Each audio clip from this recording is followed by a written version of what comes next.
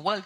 So we could see more tariffs being imposed, for example, on trade with China in the future. As far as India is concerned, you think the peak is behind us? Because we are already at the receiving end, highest tariff in the world. No, India has at this point the highest tariff rate among all of the US's main trading partners. So, and I just don't see how this will stay at this level. I expect that it will go down. It will take negotiations. But yeah, it's already at, I mean, the Hestica number is 50%, effective is about 38%. That's very high. Okay. So, as you can see, the theme itself for this year's India Economic Conclave is navigating geoeconomics. In your view, how India should navigate this tariff situation? Because while the trade friction remains where it is, India and US remain strategic allies. And especially in the Indo-Pacific region, and if you look at Mr. Trump's social media posts lately, again, he's coming back to this whole India at the center stage of Indo-Pacific and, the strategic view that US has. How India should navigate this tariff situation with US? I mean, there's no ifs and buts. I mean, the US is a very important partner for India. And therefore, I think it is very important that both countries, both India and the US, work together to come up with a mutually agreeable solution for where they are. I think that's the pragmatic way forward, and I know that there are a lot of discussions happening in the background, and there's always the right time, and things can move very quickly. So that's the only way to move forward. I think it is to continue to build that partnership. On the other hand, India is also going about and building other trade partnerships. I mean, they have the new agreement with the UK, but also working with the European Union. I think this is something that India can continue to push on, because we are in a world where everybody's looking around for new partners. And India is in a position of strength to be able to be that partner for many more countries in the world. Right. The finance minister, during her speech, did hint about safeguarding, domestic industry and retaining strategic economy, autonomy, fuel policy autonomy. Now that is actually in direct contrast with what maybe US wants as a part of the Indo-US trade deal. How do you see that playing out? I think at this moment, probably for India, this is an easy decision, frankly, because the price of oil is now, I mean, I looked at just very recently, it went below $60 a barrel. At that price, well, in a sense, it's not a big trade-off between the economic security and the national security aspect. So there's going to be a lot of cheap enough oil in the market. I think India can decide where it wants to buy its oil from. But, there was a time a few years ago when Russia invaded Ukraine and oil prices shot up dramatically. And at that time, actually, the US encouraged India to continue buying oil from Russia because they didn't want the whole world to be moving away from Russia, because that would raise prices everywhere. We're not in that situation now, and oil prices are down to $60 a barrel. I think it's a good time to figure out, maybe there are other countries to buy from. So are you saying that Mr. Trump's tough stance as far as Indian oil purchase from Russia is concerned is directly linked to oil prices? As they soften, Mr. Trump's stance hardens. Is that how it's playing out? I don't think so. I'm basing this entirely from an economist's perspective. I'm just saying that, in a sense, the trade-off is really not that big for India, given where oil prices are globally. Right. You did mention about probable or maybe a possibility of further trade war escalation with China from US. If that happens, and as we already know, the global supply chains are diversifying, and there is a clear conscious effort to move away from having over-dependence on any one single geography or country. Now, how well positioned is India to capture this opportunity compared to, let's say, peers like Vietnam or Mexico, and there are a host of other countries who are trying to be part of the diversification in supply chain? Yeah, just to be clear, I don't think that the US is necessarily going to escalate their tariffs on China. The US depends on China for rare earths, and that is becoming a big, important deterrent. I was talking more about other countries, like in Europe, where this could be a factor. what India needs to do in terms of tapping into the global supply chain is continuing on the path of all the big reforms that it needs for its own internal growth, right? And as was mentioned by several people, including the finance minister, the improvement that we've seen in physical infrastructure and digital infrastructure in India is super helpful, and that should continue. But that needs to be then complemented with other ongoing reforms. I think one big hurdle for India to be a big industrial power is land acquisition. That remains very complicated. You know, land titling is not clean. It's very hard to acquire land in India. That is an important constraint on how fast you can build out.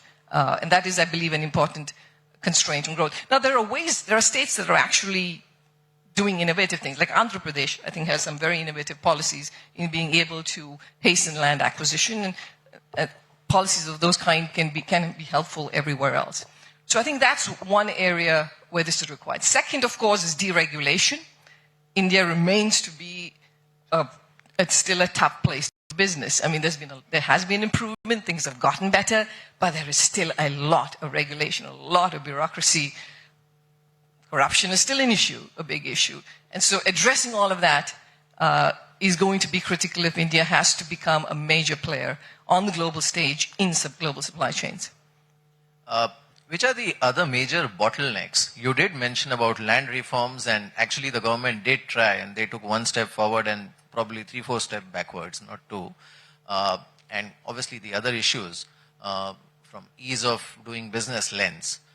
What are the other bottlenecks? Is it labor reforms? Is it other structural reforms? Yeah. When it comes to labor in India, we've long talked about the demographic dividend. But if you look at India's growth since 1980, 40 years plus, only about 30% of that growth has come from India's labor force.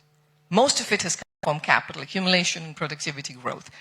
So in a sense, India hasn't really had a big demographic dividend. Even though the population is big, the workforce is big, it's still only about 30% of the contribution.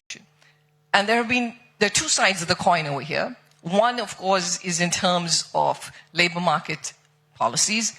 Thankfully, recently they've gone ahead to implement the labor codes, and that's really good. I mean, raising the number of employees you can have from 100 to 300 before you have to hit the constraints is helpful.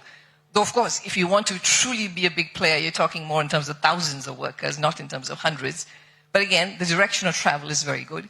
And then there's the other side, which is the skilling and the level of human capital that there is for the Indian worker. And that, again, falls short of what is needed. I mean, there is evidence that if you can increase one more year of formal schooling for a person in India, you end up with their incomes going up by 6 to 7%. So these are very substantial improvements. Both of those are needed. I was recently reading about the model that's there in Gujarat in trying to improve schooling.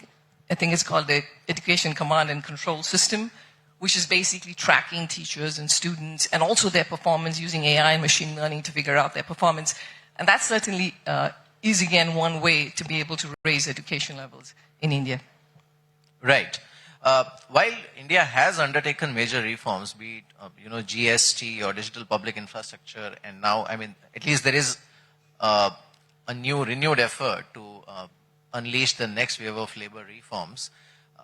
There is still, and in fact, Nirmala ji also referred to it, there is a sort of a disconnect between the central policy and sometimes the state policy. Then there is this whole issue of obviously the fiscal balance and, especially at state level. And if you look at debt of some of the states, it's quite alarming. How do we address that and have one uniform policy? No, I completely agree with the minister on what she said about the fiscal situation in India.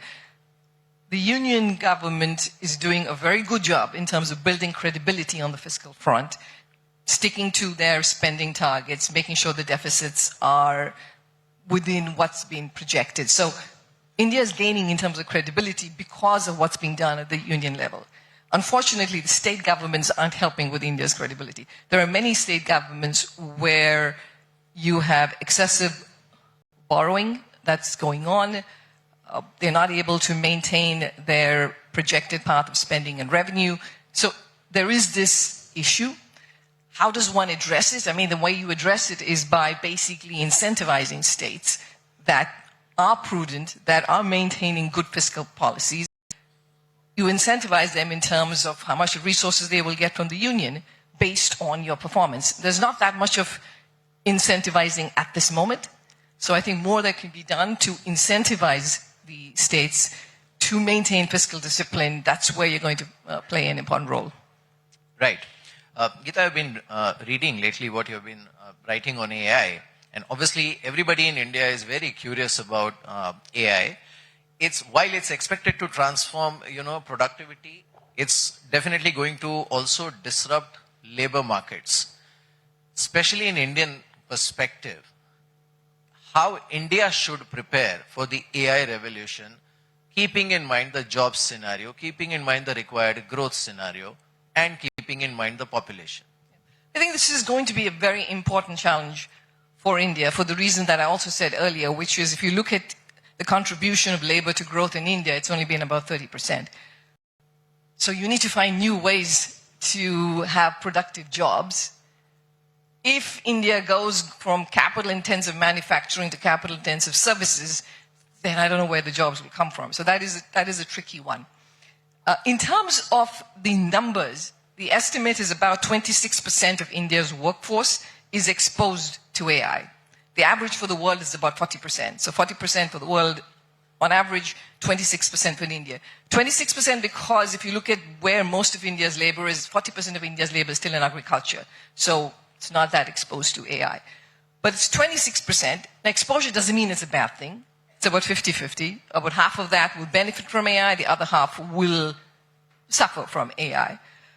There are also estimates that have been made about what the potential impact on productivity growth could be of India AI adoption, and it ranges from like 0.3%, 3%. So it's a pretty big range, but it can be very substantial too. What will it take? I think in the case of India, digital public infrastructure, more build out, that's going to be absolutely critical, and then human capital, skilling. I mean, having the ability to actually use this technology. Also in the case of India, the fact that there are shortages of certain kinds of skills like India.